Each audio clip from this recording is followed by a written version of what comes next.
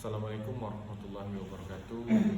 Perkenalkan, nama saya Saiful Hadi dari Prodi Pendidikan Agama Islam.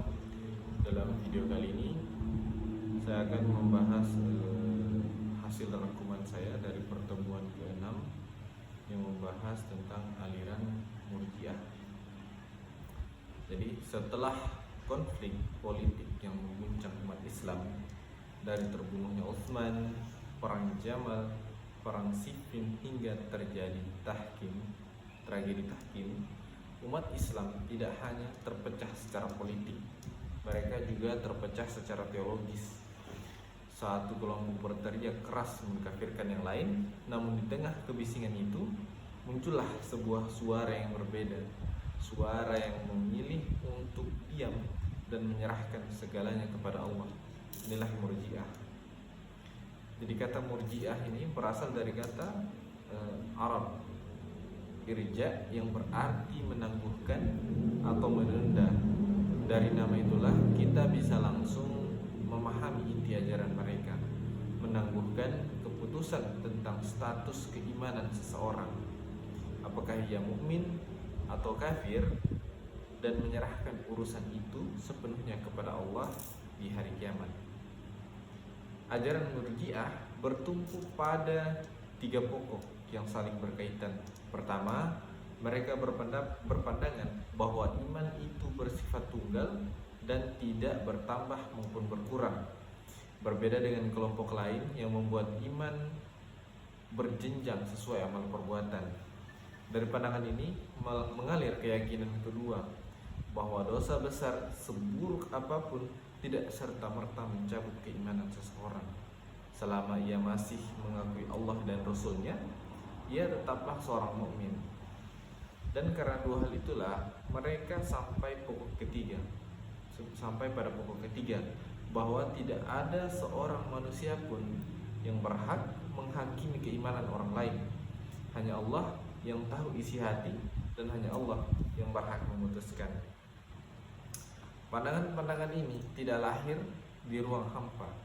Murji'ah itu muncul pada akhir abad pertama Hijriah, sekitar tahun 37 hingga 42 Hijriah, tepatnya di kota Kufah, Irak, kota yang saat itu menjadi pusat dari segala gejolak politik umat Islam.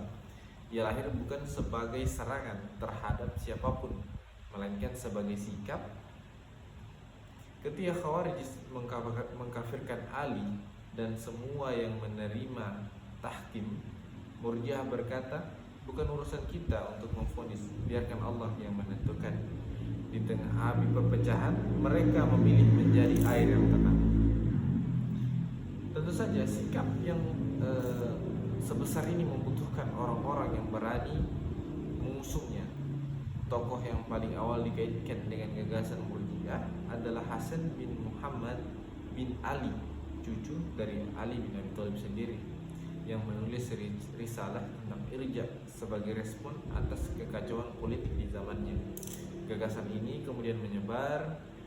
Ghailan al-Dimashqi membawa semangat Murji'ah ke wilayah Syam, meski perjalanannya berakhir tragis karena konflik dengan penguasa Bani Umayyah.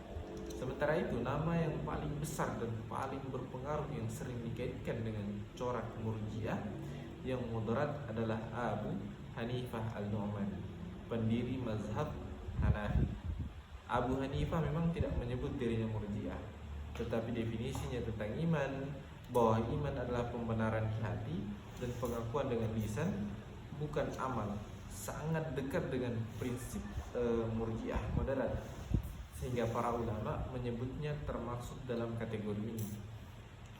Di sisi yang lebih ekstrim terdapat Jam bin Safwan, tokoh yang membawa pandangan Murji'ah hingga ke titik yang membuat banyak ulama berseberangan dengannya. Bagi Jam, amal perbuatan tidak memiliki kaitan apapun dengan iman, sehingga seorang bisa dianggap beriman meski tidak pernah mengerjakan sholat sekalipun. Pandangan inilah yang membuat Murji'ah terpecah antara yang moderat dan yang ekstrim. Maka begitulah Murji'ah, sebuah aliran yang lahir dari luka sejarah, tumbuh di atas prinsip penangguhan dan toleransi, dan mewariskan pengaruhnya yang nyata dalam teologi Islam hingga hari ini. Pandangan mereka tentang iman mengalir ke dalam mazhab Maturidiyah dan fikih Hanafi, menjadi bagian dari arus besar pemikiran Islam yang tidak benar-benar berhenti mengalir. Sekian rangkuman yang saya dapat dari materi aliran Murji'ah. Wassalamualaikum warahmatullahi wabarakatuh.